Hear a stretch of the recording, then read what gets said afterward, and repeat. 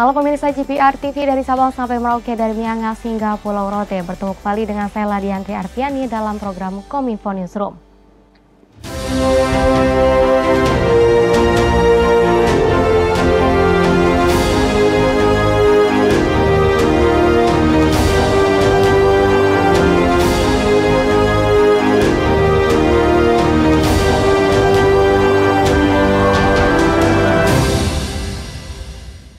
Mengawali informasi pertama pemirsa, Kementerian Kesehatan lakukan sejumlah persiapan dan antisipasi untuk menghadapi potensi ancaman kesehatan masyarakat di puncak liburan Natal dan Tahun Baru.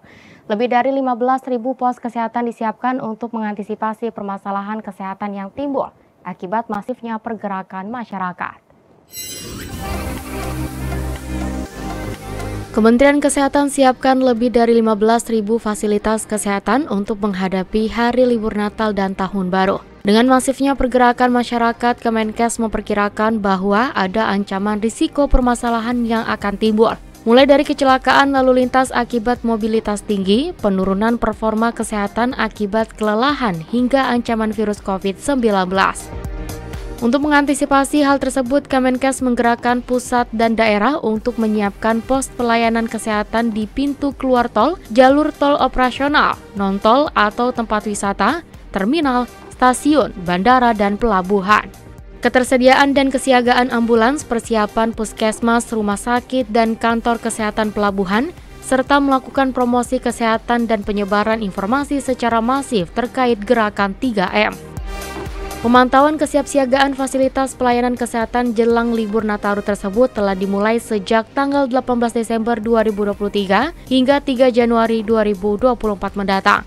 Sebanyak 15.746 fasilitas pelayanan kesehatan dioptimalkan pada 6 jalur yang telah disepakati sebagai upaya penguatan kesehatan.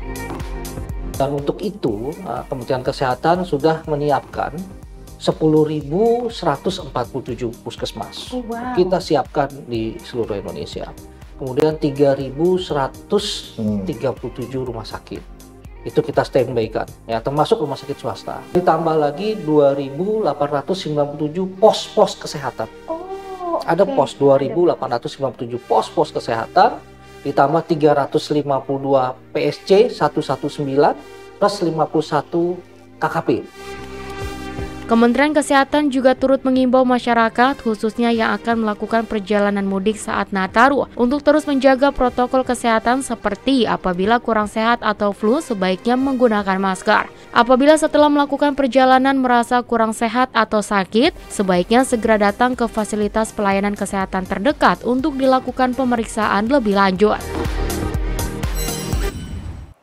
Informasi lainnya pemirsa, perusahaan listrik negara atau PLN memastikan pasokan listrik seluruh wilayah Indonesia aman dan terjaga selama perayaan Hari Raya Natal 2023 dan Tahun Baru 2024. Direktur Utama PLN Darmawan Prasojo menegaskan kondisi kelistrikan aman dan meminta seluruh jajarannya PLN bersiaga penuh selama masa Nataru.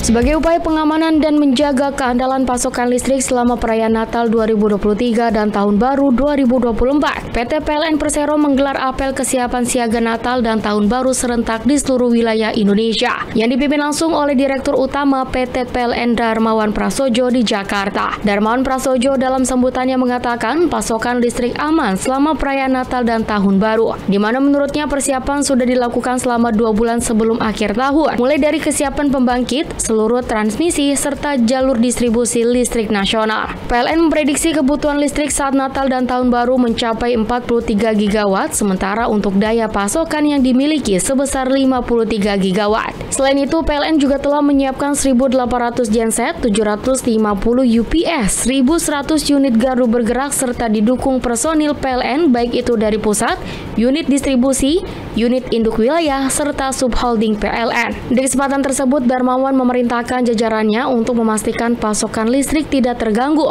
hingga mengerahkan tim distribusi pelayanan pelanggan agar siaga dalam rangka meningkatkan kualitas pelayanan terhadap pelanggan. Dan saya meminta agar kesiapan baik itu transmisi maupun gardu induk ini bahkan dalam menghadapi worst case cuaca ekstrim pun sudah siap. Saya juga meminta ini P3B, P2B, seantero Indonesia, unit pengatur beban ini agar segera menerapkan siaga pola operasi harian. Tolong dimonitor dari detik demi detik, menit demi menit, jam demi jam, hari demi hari, agar sistem kita dalam kondisi tantangan apapun tetap handal, bisa dihindari gangguan sekecil apapun. Aplaus lagi untuk tim dari transmisi. Pemirsa, Badan Pengelola Tabungan Perumahan Rakyat atau BP Tapera melaksanakan penandatanganan perjanjian kerjasama dengan 31 bank penyalur dana fasilitas likuiditas pembiayaan perumahan di Kementerian PUPR. Perjanjian kerjasama tersebut terkait penyaluran dana LPPP melalui KPR Sejahtera untuk tahun 2024.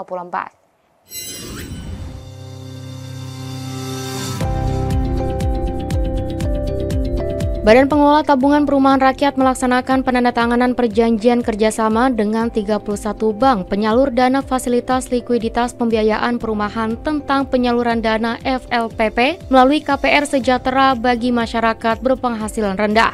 Penandatanganan PKS ini ditandatangani oleh Deputi Komisioner Bidang Pemanfaatan Dana Tapera Arief Baginda Siregar dengan Direktur dari 15 bank penyalur FLPP secara luring dan sisanya secara daring. Komisioner BP Tapera Adi Setianto mengatakan jika dibandingkan dengan jumlah bank penyalur fasilitas likuiditas pembiayaan perumahan tahun 2023, jumlah ini menurun karena beberapa tidak memenuhi ketentuan dalam PKS.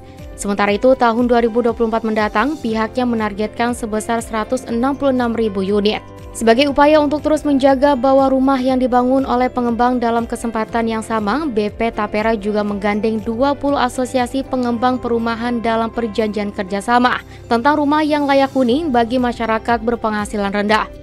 Tujuan dari perjanjian ini agar para pihak bekerja sama aktif dalam mewujudkan rumah layak huni yang memenuhi aspek ketentuan peraturan perundang-undangan. Ruang lingkup kerjasama ini meliputi pemanfaatan data supply dan demand, pengelolaan aplikasi, pembangunan rumah layak huni, pembiayaan atas pengendalian rumah layak huni, serta pemantauan dan evaluasi terhadap rumah layak huni. Upaya baik dari BP Tapera maupun Asosiasi Pengembang Perumahan untuk menjaga rumah subsidi adalah rumah yang berkualitas. Maka dalam perjanjian kerjasama ini diberlakukan sanksi kepada pihak yang melanggar, yakni berupa surat teguran hingga penghentian sementara untuk anggota asosiasi pengembang yang tidak memenuhi kesepakatan bersama. Dalam mencapai target tersebut, tentunya kami terus selektif dalam melakukan kemitraan. Kami tidak hanya melihat pada aspek capaian penyaluran saja, yaitu ketepatan sasaran dan keterhunian, melainkan juga pada aspek kualitas bangunannya. Makanya kami berharap mulai tahun depan kita komit sama-sama dalam hal melayani masyarakat. Yuk kita bareng-bareng bersama Tapera tentunya dengan PUPR dan Kemenq mengenai ketepatan sasaran, keterhunian, dan kualitas bangunan. Jujur Pak, kami tidak bisa sendiri tanpa support kerjasama dari Bapak sekalian. Pemirsa, kami akan kembali dengan beragam informasi lainnya. Tetaplah bersama kami dalam Kominfo Newsroom.